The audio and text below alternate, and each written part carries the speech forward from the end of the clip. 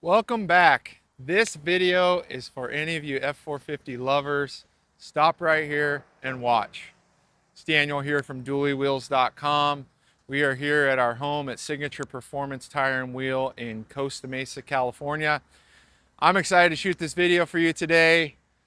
I mean, if you can't see it and you're not excited, I don't know what to tell you. I absolutely love this truck. It's got a really interesting story. If you haven't watched my videos before, I try to take you through the journey. Most importantly, how did the customer end up with this product? If you're shopping and you're looking for things for your F450, hopefully today you'll hear some of Sagi's process and how he ended up with this truck and these parts. This truck's a 2026 Ford F450. He lives here in Long Beach. It's about 30 minutes or so from here. And Sagi's a car guy. He's got lots of cars. We've had all kinds of car talk, and he used to own a big lifted truck. And for this specific truck, he didn't want to come to a shop. He wanted to walk into the dealership, pick up the truck, and leave. And he did. He actually bought it from a dealer in this area, and he's still here at a shop. So I want to take you through the process of what this truck came in with, what he's leaving with now, and how we were able to solve a lot of his drivability issues. So when the truck got here, it had a 2.5-inch ready lift system. That system comes with two options, either a coil spacer or a coil spring. In his case, it had the coil spacer, so a factory coil spring in the front, had a track bar bracket, sway bar end links, basic kit. We sell a ton of it. It had 37 1350/22 tires on it, RBP tire. If you want price point, that's a price point tire. That's what this had. And they were mounted in these 22-inch arena wheels. Now, the wheels are the only thing that's still on this truck. The truck was driving terrible. I mean, just to be polite. First things first, a 1350 wide tire in the back of a 1250 wide wheel setup is not the right choice. And I point that out because he spent 6 figures at a dealership, left with product that doesn't belong on that vehicle. So I build trucks for dealerships. It's not that you're going to walk into every dealership and buy the wrong thing, but I do stress that maybe you get the truck inspected and make sure it has the right things. We're happy to solve a lot of the drivability problems for Sagi.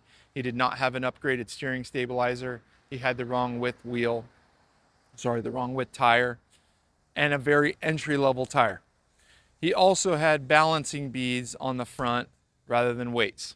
Now, balancing beads aren't bad. We use them, particularly on rear outers. We use regular weights on the fronts and on the inners on purpose because it does drive better. So right out the gate, if we just took the beads that he had out of it with weights, it would have been more accurate. On top of that, I want to spend 1 second and talk about balancing beads. There's quite a few different types of balancing beads on the market, and the difference is the diameter of the glass, right? They are glass, you put them in a bag, it explodes as you drive. The smaller the diameter, the more control you have of the weight being dispersed. Our brand, Counteract, we believe is the best balancing bead on the market. It's not only tire size, where every other balancing bead out there just judges by tire size. These also go by highway tire, all-terrain tire, mud terrain tire. So we can be very specific on the beads. We still choose, even with that, we still choose to do weights on the fronts and the inners. So if you got a dually, you're not sure, should you run balancing beads, hopefully you can take that information. Okay. Back to Sagi's truck. What did we do to increase drivability? Okay, and why does Sagi have this truck? Sagi wanted a truck to drive around the road. He does not have a fifth wheel. He doesn't have a motorhome. Nothing like that, that he's a gooseneck that's going into the bed of the truck. So height wasn't a huge deal for him, but he does have a really sick boat in Arizona, really sick boat. And that's why he got this truck, right? So towing capacity was important to him, drivability, and most of all, safety. So first things first I wanted to address with him was the tires. having too wide a tire in the back. You can get away with a 1350 wide wheel, 1350 wide tire on an arena wheel. It's not that you can't. However, not every tire sits the same exact width.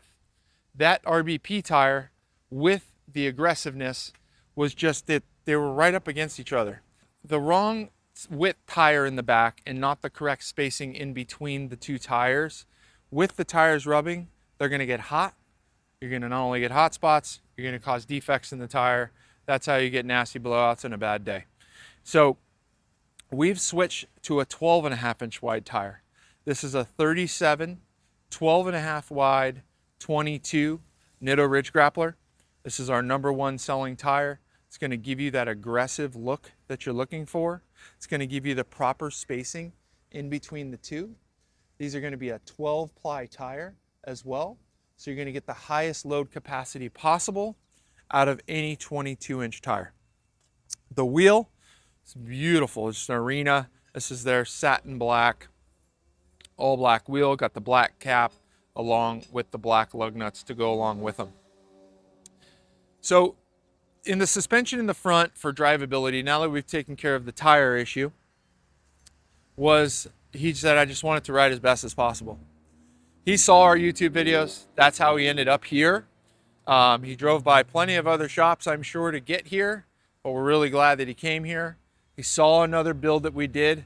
I believe it was Evan's F450, the black one. If you haven't seen that, go check that one out on our YouTube. That is one of my favorite trucks we've done.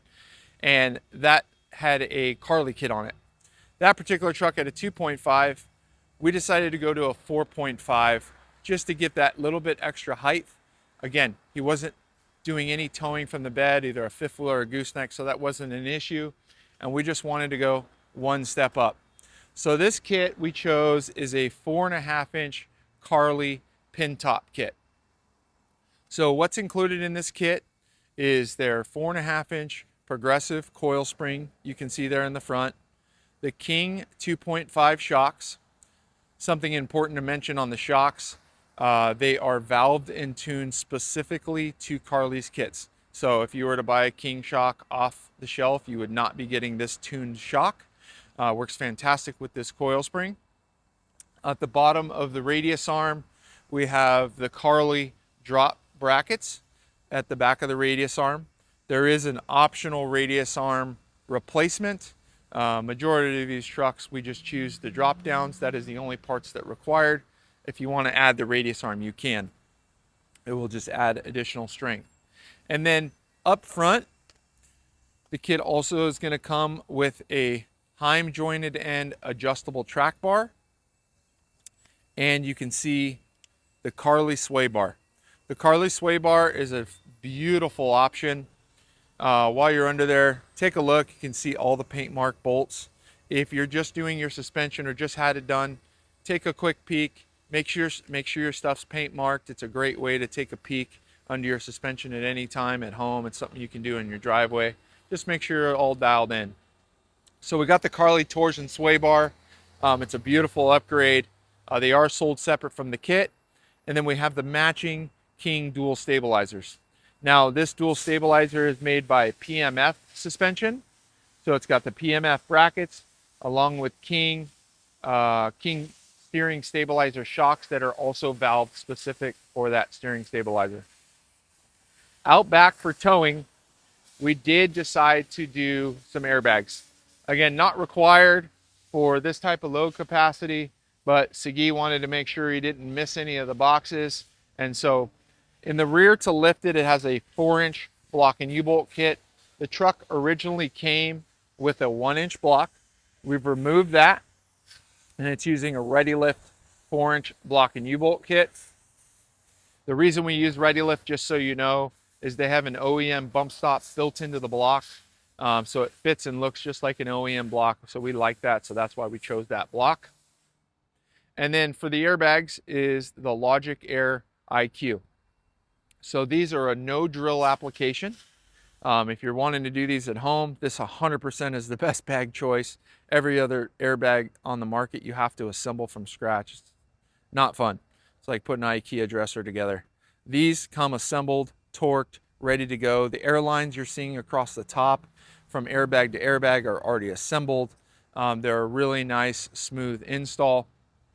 And then you do have the option to add the air compressor, which we did for Sagi.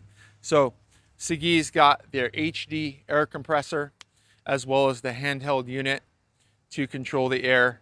The Logiq Air handheld unit gives you the ability to save trailer options as well. I think you can save 7 trailers. So if you're towing a lot different weight, like I am with my F450, with my toy hauler, as well as my horse trailer, I have those saved on those settings.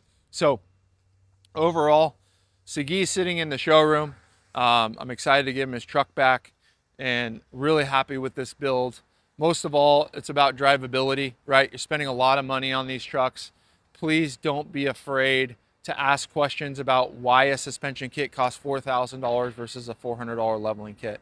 We're here to answer those questions, and most of all, get you on the road. So if you want to bring your truck to Southern California, or if you just want to ship it, we're happy to get it done for you. We've got lots of guys doing that. We're about to pull an HD off the rack as well, so I'll be shooting that video next. So head over to youtube.com, follow us on Instagram, and if you got questions, please call us. We're happy to answer them. Thank you for watching.